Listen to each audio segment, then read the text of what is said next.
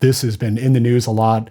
Optum acquiring a number of physicians, all the physicians fleeing, it feels like, from private practice, which I just personally, I know I think it's sad. Again, the whole entrepreneurial spirit, I have many friends who are physicians, whether they're clients or not clients. And that's one of their goals when they were in school was to hang up their shingle when they get out. So, what's going on there from your perspective? Well, what's happened, as I mentioned, is two things. One is that Medicare has priced their product well below, or reimbursement well below inflation. And then what the insurance companies do is shadow price just a little bit above Medicare. So if Medicare doesn't increase by 5%, then the commercial insurance companies won't increase by 5% and vice versa. So what's happened is you take that, you combine that with the fact that the infrastructure cost of running a practice for cyber, just cyber alone, but also to deal with all of the denials created by the insurance companies, has forced physicians out of private to give up their precious independence and to go work for a health system, as is the fact that they can't recruit anymore because the physician group is unwilling to pay the MGMA median rate for newbies. So what's happened is about 22% of the physicians as of January 2024 are now either working for Optum or some other insurance company or a PE firm. And about 55% of the physicians are now working for health systems. And so it's just a retreat out of private practice, out of financial necessity, and nothing else. Well, do you believe employing physicians is a good idea? Good business to be in? Yeah, I just published something on my LinkedIn account about that. Another thing that just mystifies me is why these drugstore companies are getting into the physician acquisition business. Where they used to make money is either by getting better rates or by creating some risk contracts where they would get windfalls from Medicare Advantage.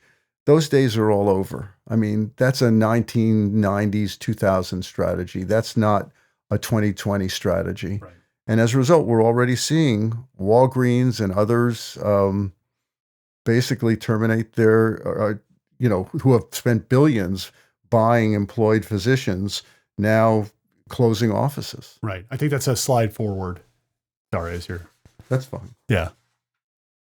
No, but keep going. Yeah, sorry about that. Yeah. So, no, it isn't, by the way. So there. So when you look at the physician business, especially with respect to health systems, I'll tell you a couple things because I'm intimately involved in these kinds of activities.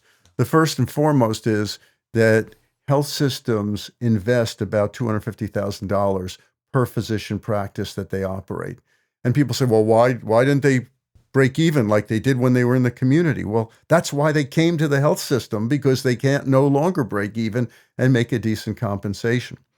So that's one issue. So how a CVS or a Walgreens is going to, quote, break even or make money by employing primary care physicians is unknown to me. The second thing that health systems do, and one of the reasons they have to invest $249,000 is their accounting. Okay, what they do is they take the ancillaries and they put them in an imaging center as opposed to in their physician's office.